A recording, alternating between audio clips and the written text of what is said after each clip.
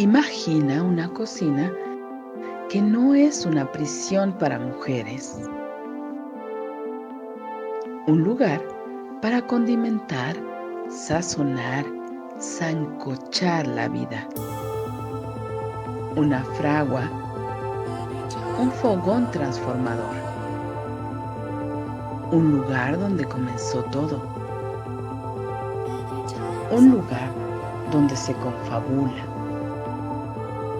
donde se trama libertad. La cocina de Chabela, un nicho donde sazonamos la vida pública con pimienta feminista.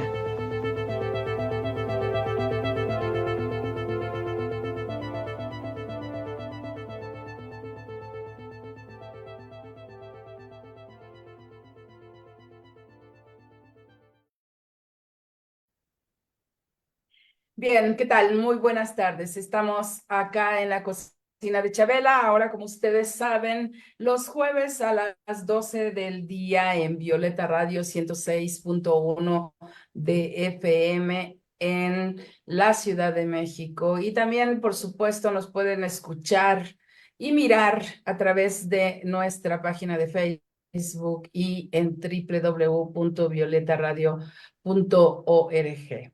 Pues como es habitual en la cocina de Chabela, conversamos sobre la vida pública de nuestro país, de nuestra ciudad, con pimienta feminista y aderezamos aquí la conversa con una serie de ingredientes muy interesantes, por supuesto, que además ahora tenemos a una invitada estelar, es nada menos que la secretaria de la Secretaría de la Mujer de la Ciudad de México, Ingrid Gómez Saracibar, que nos acompaña y te agradezco muchísimo, Ingrid, que estés acá en la cocina de Chabela, que es la casa de las mujeres de la Ciudad de México, pero también de las instituciones que están relacionadas con las políticas públicas que ha establecido este gobierno en búsqueda de la igualdad sustantiva entre hombres y mujeres. Bienvenida, Ingrid.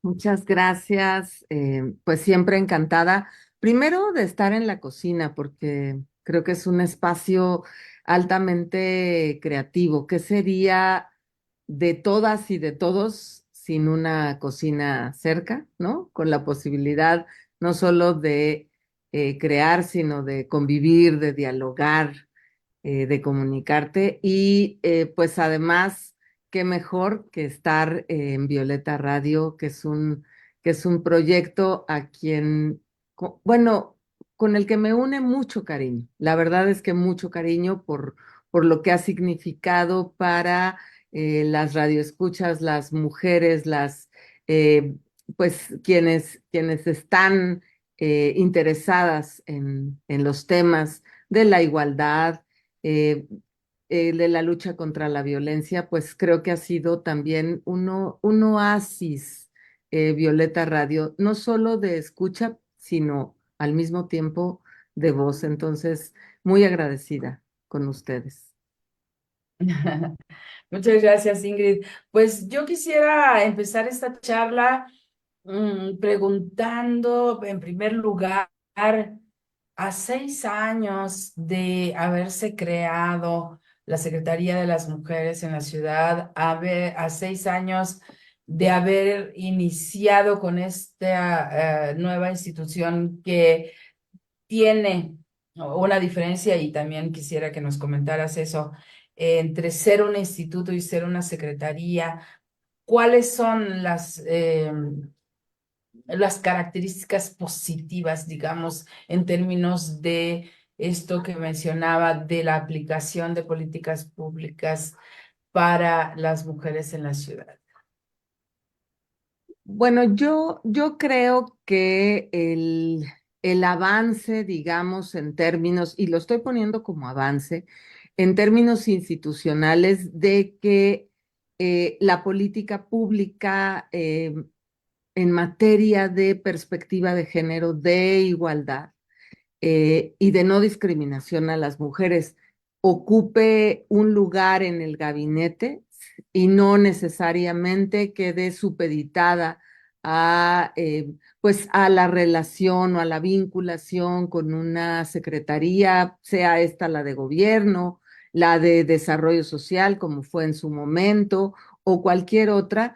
Me parece que es un avance importante y que además responde en mucho a lo que se ha planteado, a lo que se planteó en la propia Belém do Pará y con CEDAW también, en el sentido de buscar siempre pues esas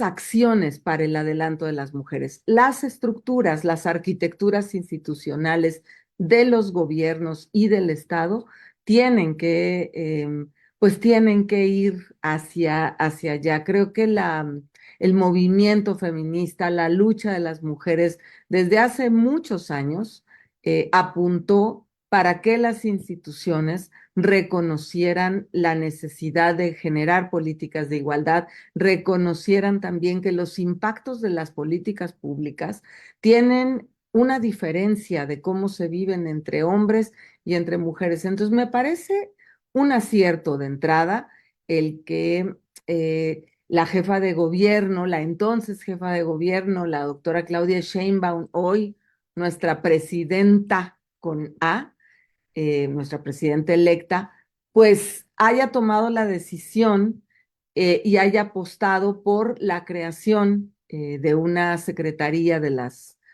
mujeres, como lo ha hecho también ahora en la propuesta del andamiaje pues, institucional del gobierno federal que ella estará encabezando a partir de octubre, pues que pueda haber una secretaría de las mujeres. Entonces, haces un balance positivo de estos 6 años en que se pudieron implementar las políticas públicas desde una institución con mucho más poder, digamos, en términos legales para definir cuáles eran esas políticas públicas. Entiendo. Y preguntaría, ¿cuáles fueron efectivamente esas políticas? Mira, yo creo que el balance es positivo. Sin embargo, también te quiero decir que, pues que tiene grandes desafíos aún, ¿no? Yo creo que no todo está cumplido, que hay grandes desafíos, pero me parece un acierto que la voluntad política fuera la de creación de una secretaría en la Ciudad de México. Teníamos un instituto de las mujeres que había jugado un papel importante en esos momentos, pero que justamente el salto a ser una secretaría, pues requería también de una mirada de largo aliento, de una voluntad política. Y creo que esas dos se condensaron muy bien con la doctora Claudia Sheinbaum y pues apostar a eso, a una secretaría, me parece que fue positivo. Pues un poco en la mirada hacia lo que se ha hecho, insisto, creo que pues ese es como un defecto a lo mejor de las feministas, siempre queremos más, ¿no? Porque no los merecemos. Y creo que todavía hay desafíos. Estos años han servido pues justo como para proponer estrategias, como para proponer un andamiaje institucional. eh, y ojo, no es que la Secretaría de las Mujeres sea la única Ujú. secretaría que condense las políticas públicas en materia de igualdad, es decir, del cierre de brechas. No, o sea, la Secretaría de las Mujeres también tiene un papel rector. Y si de movilidad se trata, bueno, pues la Secretaría de las Mujeres acompañará las estrategias en materia de movilidad que Ujú. reconozcan las desigualdades estructurales que vivimos las mujeres y por qué necesitamos políticas que miren esas desigualdades estructurales y que cierren brechas de desigualdad. Por eso es que yo siempre digo, eh, no sencillo, pero de manera siempre muy institucional y muy respetuosa, yo recibí pues la coordinación y el ánimo de coordinación de mis colegas secretarias y secretarios del gobierno de la ciudad. Y eso también tiene que ver porque desde la cabeza hubo una voluntad política que dijo, las mujeres viven discriminación, viven desigualdad y también le toca al gobierno,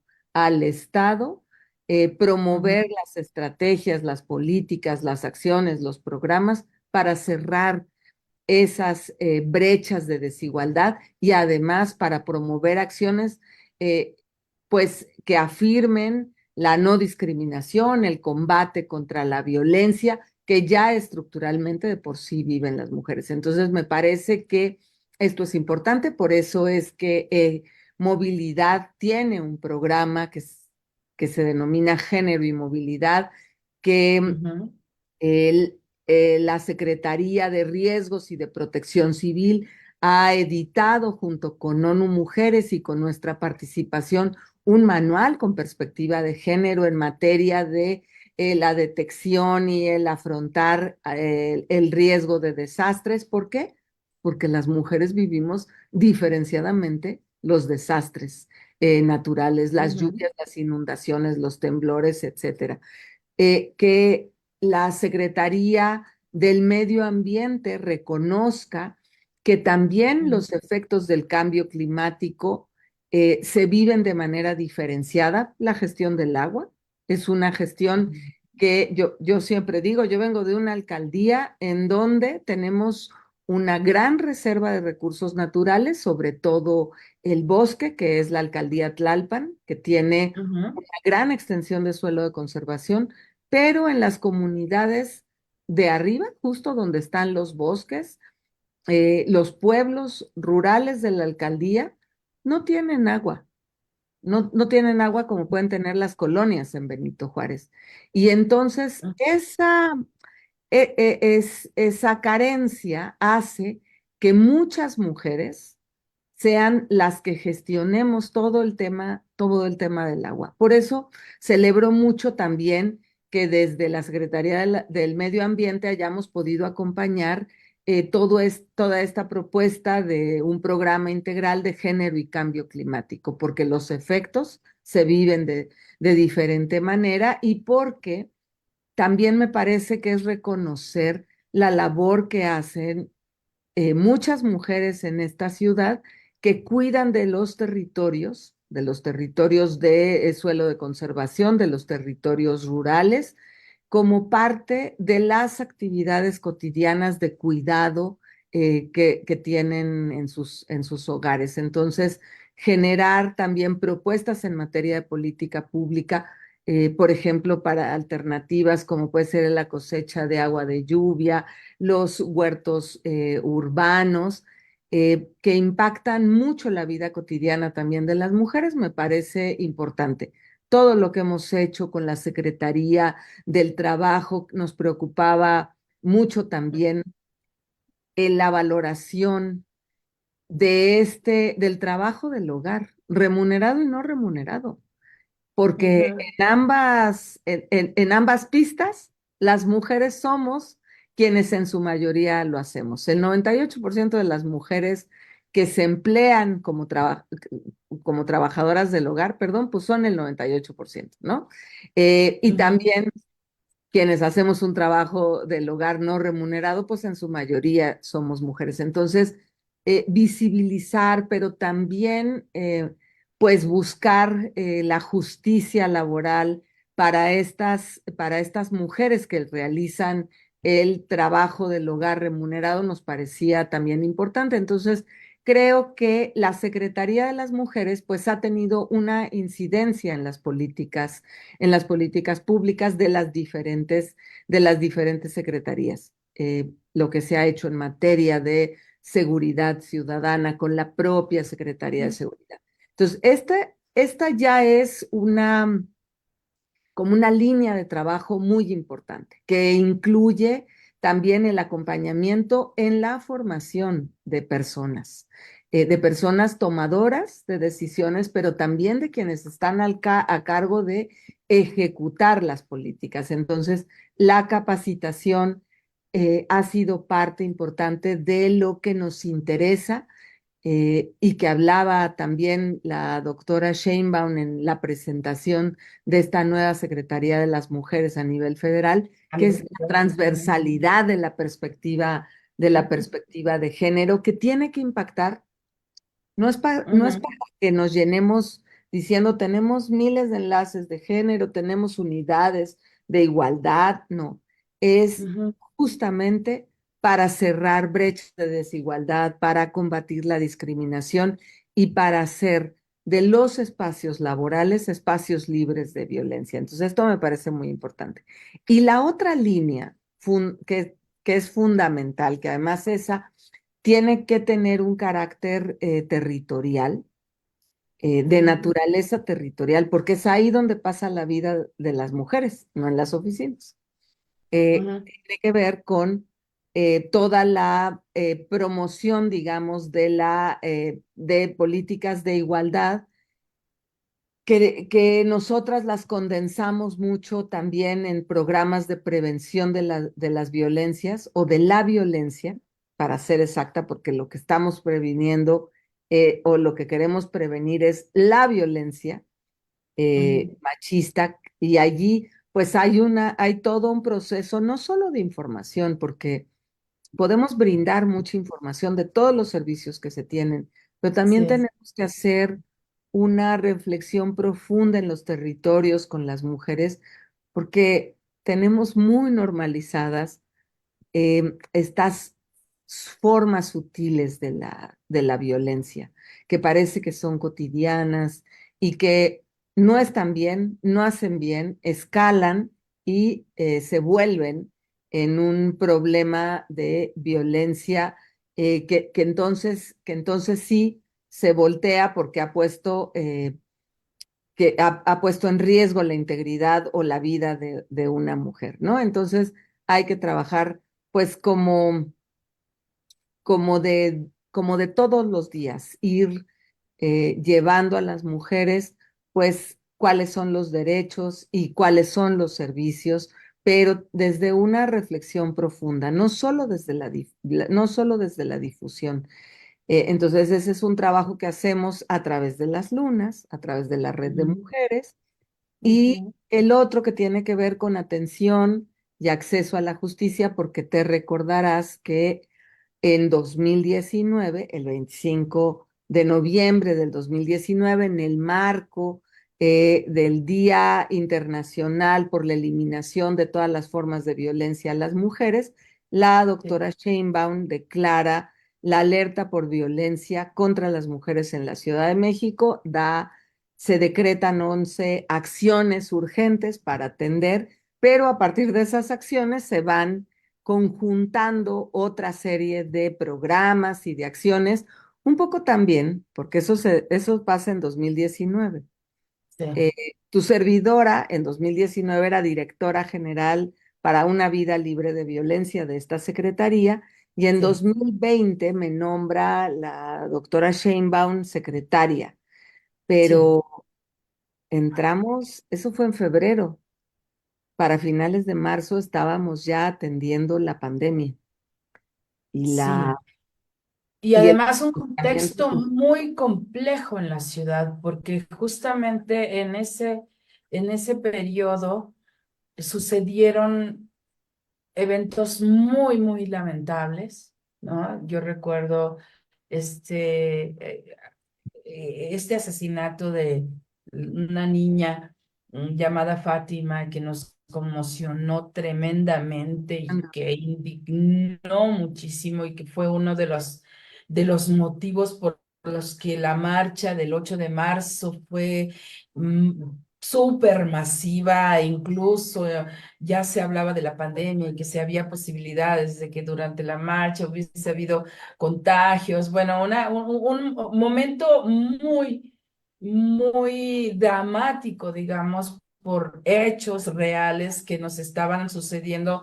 como sociedad en la ciudad y efectivamente, bueno, es este evento de la niña Fátima fue muy contundente, pero había todo un contexto de violencia muy bueno, es que la violencia de por sí es burda, pero digamos, pues como muy visible en sucesos concretos de mujeres atacadas, ¿no?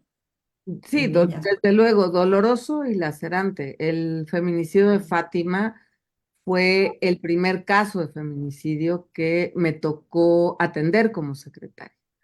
Eh, Ujú. Habíamos iniciado ese año, el 2020, con el feminicidio de Ingrid, eh, Sí. que también fue muy, digo, a mí todos los casos de violencia me indignan y me duelen. Evidentemente los feminicidios, pues también, no puedo ser indiferente.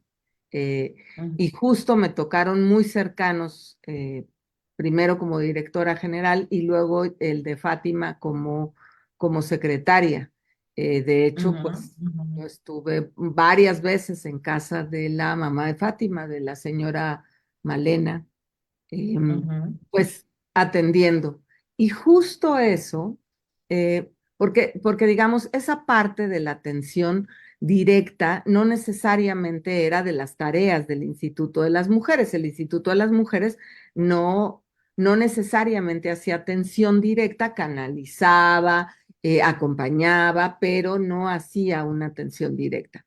Ujú. Eh, Justamente fue de las áreas que se incorporaron en la estructura de la Secretaría de las Mujeres. La atención directa de primer contacto a las Ujú. mujeres, que a mí me parece una de las medidas fundamentales en materia de prevención. Que tú Ujú. tengas un espacio donde sepas que te van a escuchar, que te van a atender, que te van a resolver dudas, que te van a acompañar, que te van a explicar los procesos. Porque lo que sucedía, digo, yo misma lo viví como pues un agente acompañante de mujeres en situación de violencia, que las mujeres pues querían llegar primero al Ministerio Público pues, porque sabían que eso no estaba bien, ¿no? Y entonces llegaban al Ministerio Público y no necesariamente se encontraban con un proceso de calidez, un proceso ameno, comprensivo, sino era de ¿va a levantar o no va a levantar denuncia? Y yo de una vez le quiero decir que si va a Pero levantar denuncia, además de muy insensible, ¿no? Porque incluso sin esta como conocimiento de que las mujeres dudan mucho es decir, hay un deseo de resolver una situación de violencia, hay un deseo de ponerse a salvo y por eso se acude al Ministerio así Público, es. pero también allí se enfrentan a las dudas de si ponerlo o no ponerlo, porque incluso hay mucha insensibilidad de parte de los funcionarios, ¿no? Pues déjame decirte, Maru, que esa fue una de las líneas fundamentales de trabajo que tenía que ver con la atención, la prevención de la violencia y garantizar el acceso a la justicia, porque la estrategia de abogadas de las mujeres fue una estrategia enunciada por la jefa de gobierno casi desde los últimos eventos de campaña que tiene ella, pero desde el equipo de transición, reconociendo que algo estaba pasando en las fiscalías, que se requería de una mujer profesionista y feminista que pudiera acompañar a las mujeres en sus procesos de denuncia, porque es ahí justamente donde se reconocía esto que tú estás diciendo, que tiene que ver pues con muy poca empatía, con insensibilidad y hasta con no atenderlas, ¿no? Decir, no Ujú. señora, a ver, regrese después porque usted no está segura, pero además le digo, vamos a meter a la cárcel a su marido. cosa que no necesariamente es cierta, ¿no? Entonces, claro, con esta duda de las mujeres, porque yo siempre también les digo, pues en su mayoría, las mujeres que viven violencia no la viven por un extraño, la viven en su primer círculo de confianza. Entonces, claro que las emociones, los sentimientos, pues están con muchas alteraciones. Y por eso es que el modelo de atención que se crea en las lunas, que se crea justo para las lunas, me parece que es un modelo de atención integral, pero que tiene dos momentos de reconocimiento fundamental. Uno que tiene que ver con reconocer el riesgo. No todas, y reconocer el riesgo es hablar del contexto, es decir, de las herramientas de la vida, del escenario donde se da la violencia y de las herramientas que tienen las mujeres para hacer frente a esos riesgos, ¿no? Y eso no tiene que ver con educación o no nada más tiene que ver con educación, con si eres rica o pobre, evidentemente tiene que ver con todo, con ese contexto. Y entonces, el riesgo tiene un carácter casi personalísimo, ¿no? O sea, nosotros podemos tener indicadores del riesgo, que es lo que hacemos con un instrumento que tenemos validado con confiabilidad y validez por la Facultad de Psicología de la UNAM, con quienes hicimos un trabajo para que fuera confiable y válido nuestro instrumento, que se incorpora como parte de esta entrevista a profundidad que hacemos donde pues generalmente las mujeres llevan la posibilidad de hablar y precisamos con alguna serie de preguntas. Bueno, si en este primer acercamiento lo que nos da es un riesgo crítico o alto, aplicamos un instrumento que se llama un tamizaje de riesgo feminicida, que son solamente 4 preguntas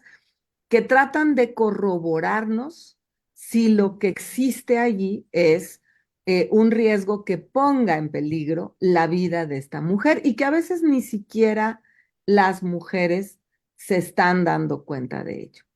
Una vez que corroboramos, lo que se hace es prácticamente un plan personalizado. Lo hacemos con todas, pero con las mujeres que tenemos en riesgo o que identificamos riesgo de violencia feminicida, pues lo que hacemos justamente es hacer un plan emergente, ¿no? Esa mujer no se va de la luna si no tenemos un plan que no solamente tiene que ver con identificar una red institucional, a lo mejor es que mañana tenemos que, si no quiere denunciar, tenemos que ver la pertinencia de medidas de protección.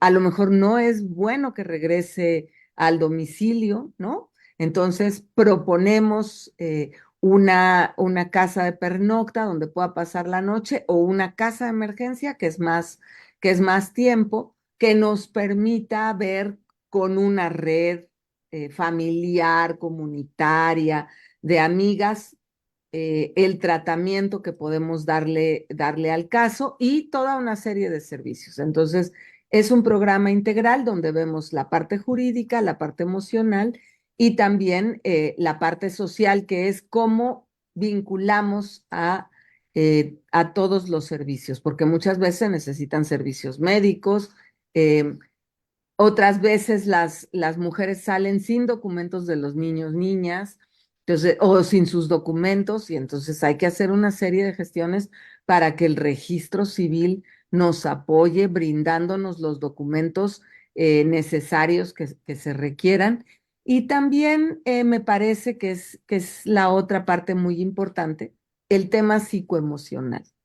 Como hacemos primer contacto basado en el riesgo, eh, no necesariamente nos especializamos en la atención psicoemocional de un delito, pero sí reconocemos que la violencia en cualquiera de sus tipos y de sus modalidades, lo que tú señalabas muy bien, Maru, al inicio de cómo las mujeres vamos buscando ayuda a las fiscalías o a los ministerios públicos, pero que vamos con una serie de dudas, es decir, emocionalmente, pues nos sentimos inseguras, tenemos tristeza, pero ira, pero miedo, ¿no? Entonces confluyen una serie de emociones. Y nosotras hemos desarrollado un modelo integrativo de regulación emocional. Y decimos que es integrativo porque nuestras profesionales, que por cierto, esta me parece que ha sido una de las grandes fortalezas. La Secretaría de las Mujeres hereda del Instituto y de la SUNAVIS una serie de profesionales muy comprometidas, pero con mucha experiencia. Entonces, lo que Ujú. hacemos es integrar a estas formas en las que ellas eh, tienen de atender, para atender a las mujeres que pues pueden ser, a lo mejor la psicóloga es de tal o cual corriente, integrar procesos de regulación emocional, porque la violencia nos desregula emocionalmente y eso hace también que nuestra gestión de emociones y nuestras respuestas no sean necesariamente las más efectivas. Entonces, es un poco psicoeducativo y se Ujú. combina muchas veces porque ya, o sea, nos están llegando mujeres que presentan algún tema de deterioro de salud mental, pueden ser pues depresiones largas, ansiedad, etcétera. Eso lo vamos también acompañando pues con servicios desde la Secretaría de Salud que tienen pues muy el tema de pues estos espacios de atención a la violencia de género desde la Secretaría de Salud que nos parece importante. Entonces, como ves, también el tema de la violencia pues se tiene que tratar transversalmente, ¿no? Exacto.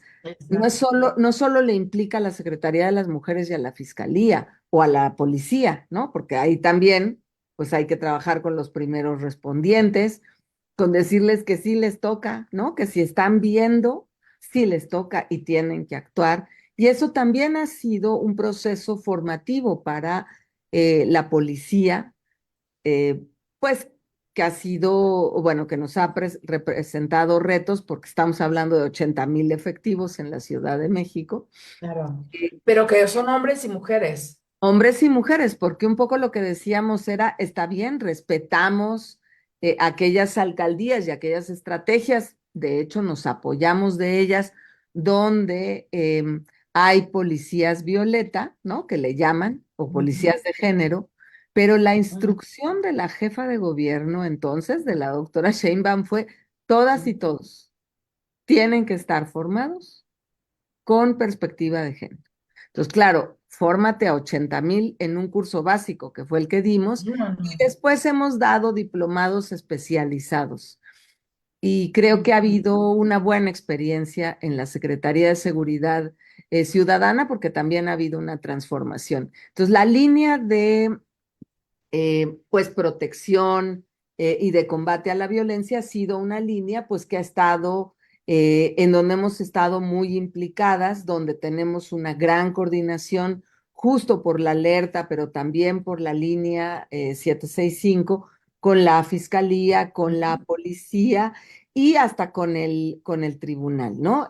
Reconociendo siempre tanto la autonomía del Poder Judicial como la autonomía de la fiscalía, pues sí tenemos o buscamos hacer una gran coordinación y pues esto también ha redundado en tener cada vez mejores números o resultados que dar.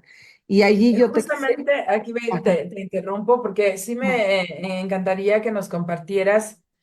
¿Ustedes han hecho algún estudio de, de que arroje cifras de, bueno, primero, del uso de la línea 765, ¿no? Como, ¿qué tanto se ha convertido como en una línea de referencia para las mujeres? Eso por un lado. Y por otro lado, de la percepción del aumento o la disminución de la violencia en la Ciudad de México. Nosotras tenemos un estudio que hicimos sobre los impactos que tiene el programa de bienestar para las mujeres en situación de violencia. Lo hicimos, de hecho, hemos presentado en algunos de los reportes de alerta, de los informes, hemos presentado los resultados. También tenemos, pues, lo que nos van diciendo las propias encuestas de INEGI, en VIPE y la ENSU, que nos van diciendo que sí hay una modificación en términos de la percepción de inseguridad que tienen las mujeres. Es decir, cada vez es menor esa percepción o cada vez menos mujeres perciben como insegura la ciudad. Y esto tiene que ver con una estrategia integral, porque la alerta pues nos pues pone en juego medidas de carácter integral, no solo tiene que ver con las lunas o la propia línea o las abogadas de las mujeres, que la línea de suyo trae coordinación con muchas instancias, sino también todo el fortalecimiento a la Secretaría de Seguridad Ciudadana, evidentemente a la Fiscalía, ¿no? La creación de la Fiscalía especializada para la investigación del delito de feminicidio que se da en 2019 y en 2020, digamos, entra en vigor, que esto tiene que ver con nada más y nada menos que bajar índices de impunidad. ¿Por qué? Porque se están especializando más las investigaciones, el tratamiento, los peritajes, etcétera, etcétera. Eh, Creo que la impunidad es una de las cosas que le hace mucho daño a las mujeres en temas de violencia, porque entonces el resultado, lo que se siente al respecto es, por qué los hombres le hacen daño a las mujeres? Porque son los hombres en su mayoría, porque Ujú, pueden, ujú. porque no pasa nada. Y entonces combatir la impunidad requiere de estructuras institucionales con eficacia técnica, pero también con un alto sentido ético, compromiso social. Y eso pues también se logra de manera coordinada, es decir, que podamos ser varias instancias, pues justo comprometidas en eso para decirle, oiga, fiscal, fíjese que aquí tengo un caso que algo pasó, por favor revíselo. O que le digan a la Secretaría de las Mujeres, oye, la abogada de las mujeres le estamos proponiendo esto, pero nos dice que no, y entonces poder consultar todos esos casos. Hoy me parece que una de las grandes fortalezas que tenemos es que tenemos mucha comunicación con la Fiscalía para la atención de casos, que pues tú me decías si ha bajado, yo te di algunos indicadores, pero Ujú. lo que también creo es que ha aumentado en algunos delitos la denuncia, ¿no? La denuncia en delitos sexuales, que siempre tiene delitos sexuales una cifra negra. Lo que hemos visto es que ha estado aumentando y ha estado, según mediciones del INEGI, también a través de estas encuestas, lo que podemos inferir es que ha bajado la cifra negra. Ha aumentado también la denuncia de delitos sexuales con cierta temporalidad, porque justamente el que hubiera estas manifestaciones como la del 8 de marzo, lo que muchas veces traía era incremento en las denuncias, pero de hechos que ya tenían pues más de un año de haber sucedido. Igual se les va a atender, eh, pero Claro. pues justamente ponían, visibilizaban la violencia y también visibilizaban los servicios de atención, ¿no? Las marchas y las fechas conmemorativas y entonces empezábamos a recibir una serie de denuncias. Hoy lo que tenemos es que cada vez, por ejemplo, en delitos sexuales, se denuncia con menor tiempo, ¿no? Es decir, a veces pasan un par de días, a veces inmediatamente después, pero tenemos más hechos denunciados con una temporalidad menor a un año, que eso es bueno también. Eh, y eso nos da mejores posibilidades de investigación también y pues lo que tenemos es este aumento o repunte en temas de violencia digital, porque también pues se tipificó como delito, pues en 2019-20 se tipifica primero en la ley de acceso como una modalidad de violencia, ¿no? Y después tipificarlo en el Código Penal como un delito. Entonces, claro que tenemos un aumento en, pues, en este tipo de violencia contra las mujeres que tiene que ver con la violencia digital. Y el tema, por ejemplo, de esto que es la violencia vicaria, que nos obliga a mirar el delito de violencia familiar, pero con estas eh, singularidades que tiene que ver esta sofisticación de los agresores para dañar a las mujeres a través de Hijos, sus sí. hijos e hijas. Y no es que agredan directo a los hijos y las hijas para que las mujeres se sientan agredidas. Muchas veces tiene que ver con cuestiones de guarda y custodia, con pensión alimenticia, con denunciarlas por violencia, con denunciar violencia en contra de sus hijos e hijas, ¿no? Y que vemos que son montajes jurídicos justo Ujú. para dañar a las mujeres. Entonces, me parece que este también ha tenido aumento, pero pues justo por esta mirada de foco que se ha puesto a partir de la tipificación del delito de violencia vicaria y de que entró en la ley de acceso como un tipo de violencia. Claro, entonces podríamos decir que a partir de que hay una confianza en que va a procurarse el acceso a la justicia desde las instituciones, las mujeres se sienten, pues eso, con mayor confianza de acudir y hacer la denuncia. Y en ese sentido podríamos considerar que a eso se debe el aumento de las denuncias. Digo, como un indicador quizá. Yo creo que es un indicador que además se sostiene también con esto que nos daba la ENSU, que tiene que ver no solo con confianza, sino también con la percepción o un aumento en la percepción de seguridad o una disminución en la percepción de inseguridad. Y yo te quisiera decir que justo me parece fundamental el papel que tienen allí digo, todas las instituciones, pero quisiera hablar de las abogadas de las mujeres, que es una estrategia nueva que se echa a andar con esta administración, que se echa a andar a partir de la Secretaría de las Mujeres y que ha ido también, pues, fortaleciendo la propia estructura, la arquitectura institucional de la Secretaría, porque es un área muy importante.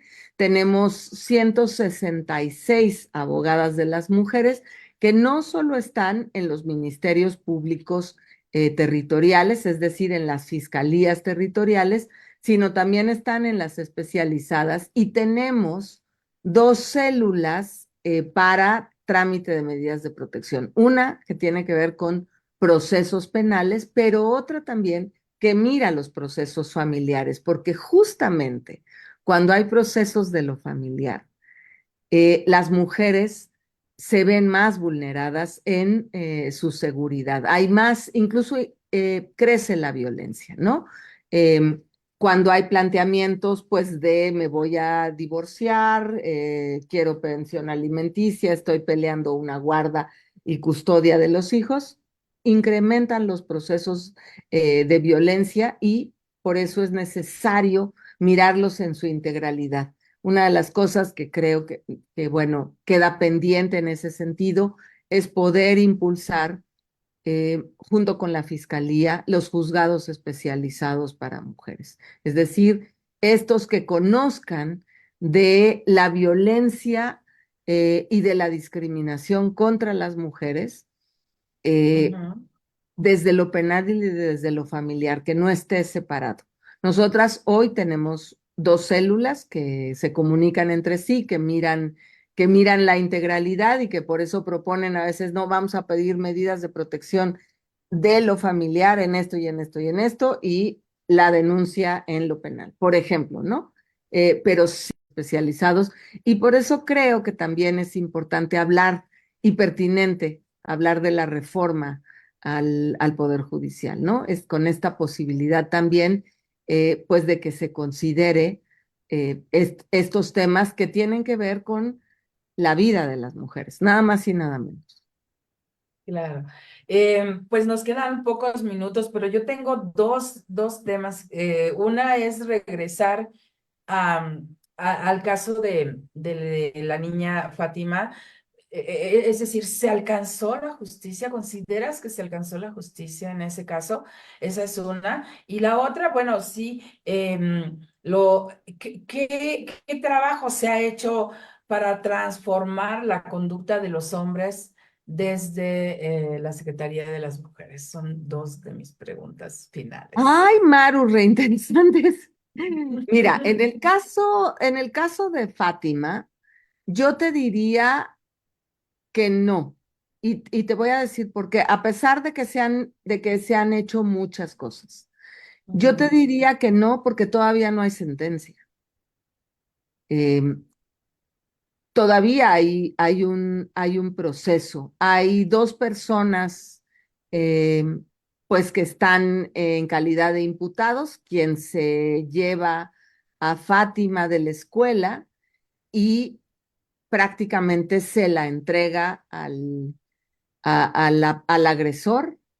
ujú, Eh, Creo que ahí lo digo y lo digo con mucho cuidado, sin dar más elementos, porque es un caso en proceso, pero creo que ahí tiene que haber una mirada de género. No, no fueron las mismas motivaciones las que tiene la persona que la saca de la escuela, que es una mujer, y el hombre que bueno, es en el todo caso agresor, el asesino. quien la agrede. Creo que ahí tiene que haber una mirada con perspectiva de género.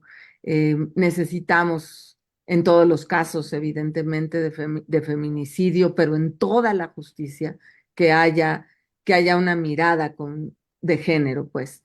Entonces, bueno, todavía hay un proceso que se sigue. eh, que todavía se integra y que me parece que pues no podemos hablar de una justicia hasta no tener una sentencia. Por un lado y por el otro, creo que sí se han hecho algunas cuestiones que van más enfocadas a la reparación. Eh, y también a la restauración de algunos derechos, ¿no? Esta secretaría ha trabajado muy de cerca con la madre, ¿no? En distintos procesos, pero están abiertos los procesos que tienen que ver con los hermanos, con una persona que es padre eh, de los hermanos, incluso creo que fue quien reconoció a Fátima, pero nosotras en el ámbito de nuestras competencias hemos trabajado mucho con Malena. Claro que ahí también hay que reconocer pues que tiene que haber una parte restaurativa, pues porque hay una violencia estructural que vive o que vivió María Elena, Malena, eh, Ujú. y que evidentemente vivió Fátima, ¿no? Mm, pues condiciones complejas. Entonces yo creo que no, que tendremos que aspirar pues a que haya una sentencia y una sentencia también ejemplar para el feminicida de Fátima y que se juzgue con perspectiva de género, porque no Ujú. puede ser eh, que por un hecho así vayamos a meter en el mismo cajón, y yo sé que lo que puedo decir es muy polémico, a quien actuó, a la mujer y al hombre. Creo que hay una diferencia. Entonces, pues confío en que tanto las asesoras jurídicas del caso o la asesora jurídica del caso, la fiscalía que ha estado siempre muy atenta al respecto, puedan, eh, le tocará también la chamba a los juzgadores y que estos lo hagan con con perspectiva de género y por supuesto perspectiva de niñez, ¿no? Que Ujú. necesita tener también el caso, pero sobre todo perspectiva de género, porque fue el feminicidio de una niña.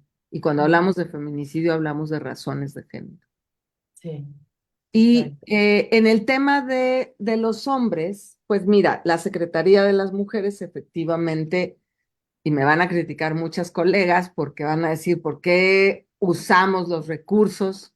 Y los recursos cualquiera, los presupuestarios, los humanos, eh, en, en los hombres cuando están destinados para las mujeres. Pero efectivamente creo que em, allí hay un área de oportunidad inmensa y que creo que eh, desde, desde el tema de cómo ir previniendo, nos tocaba a la Secretaría de las Mujeres hablar con la parte de la ecuación que nos agrede, Sí, que son los hombres, exacto. ¿no? Sí. Entonces, bueno, hemos desplegado sobre todo a nivel preventivo, ¿no? Tenemos cursos, tenemos dos, uno sobre masculinidades y derechos humanos, eh, y también uno que nos parece que es una etapa muy propicia donde se pueden dar algunos tipos de reflexiones y cuestionamientos, que es la paternidad.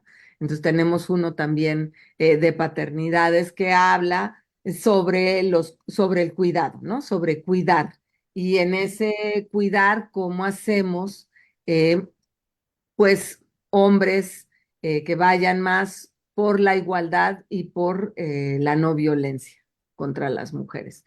Entonces, estamos muy próximas a sacar una segunda parte de la campaña que tuvimos con hombres eh, y que nos parece que es un área de oportunidad eh, para poder desplegar, pero insisto, tiene que ser una política integral también desde el gobierno, le tiene que entrar el DIF, le tiene que entrar pues la Secretaría de Educación, Ciencia, Tecnología e Innovación. Ahora, un poco con el tema de hacer espacios libres de violencia en las escuelas, pues hemos entrado con anuencia de la autoridad educativa, pues algunas secundarias, pero eso lo hacemos con la Secretaría de Seguridad Ciudadana y la Secretaría de Seguridad Pública y Prevención del Delito a nivel federal. Lo hacemos con la Fiscalía de entrar pues a un nivel muy preventivo con los chavos, con las chavas. Ujú. Creemos que también esa entrada nos da la posibilidad de que estos temas se discutan en las familias, porque cuando hablamos con las y los jóvenes, eh, y además lo dicen estudios, por cierto, Gendes tiene uno muy lindo que hizo con preescolares, Ujú. eh, donde se aprende la violencia y donde se aprende la violencia de manera diferenciada de quién tiene el poder de la violencia y quién no, Ujú. es en casa, ¿no? ¿Y quién tiene el poder de la violencia? El papá. Ujú. Ujú. Y por lo tanto, tú que eres hombre, así, así digamos, se aprende a ser hombre, ¿no? Entonces, pues estamos en las escuelas, pero creo que el área de oportunidades basta. Y sí, por supuesto, creo que la Secretaría de las Mujeres también tiene que entrarle, pues al menos opinando, sugiriendo, incidiendo a los procesos de trabajo con hombres.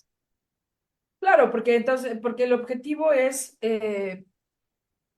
prevenir la violencia hacia las mujeres, em, transformar la vida de las mujeres y definitivamente nuestra sociedad, nuestra humanidad está conformada pues por hombres y mujeres y otro tipo de personas pues también, pero en donde el fundamento del sistema patriarcal es un poder masculino.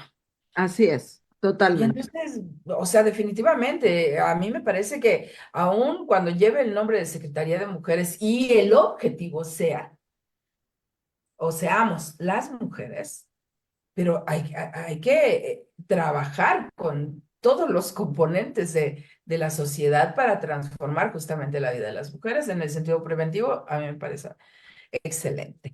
Pero bueno, Ingrid, está súper interesante la conversa, pero tenemos que cerrar aquí la cocina de Chabela y pues muchísimas gracias por estar acá con nosotras en esta emisora que pretendemos llevar la conversación justamente hacia las escuchas, pues también para contribuir a la transformación de la vida de las mujeres, de las niñas, de los niños y, ¿por qué no, también de los hombres en términos del ejercicio de su violencia?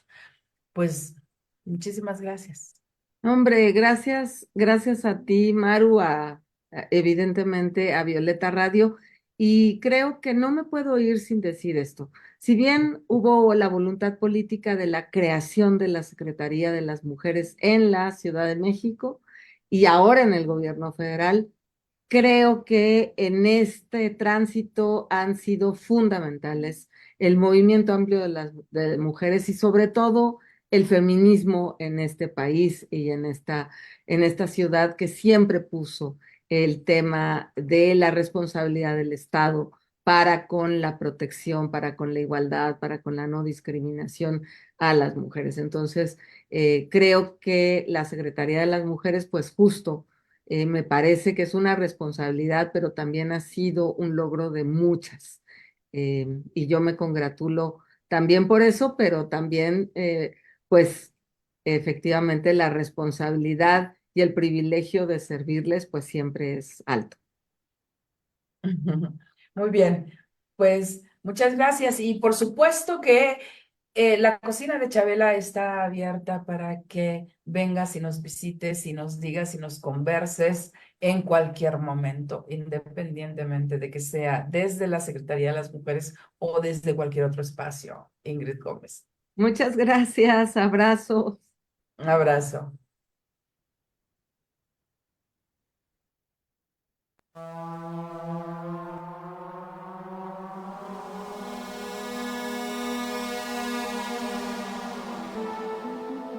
Imagina una cocina que no es una prisión para mujeres, un lugar para condimentar, sazonar, sancochar la vida, una fragua, un fogón transformador, un lugar donde comenzó todo, un lugar donde se confabula, donde se trama libertad. La cocina de Chabela, un nicho donde sazonamos la vida pública con pimienta feminista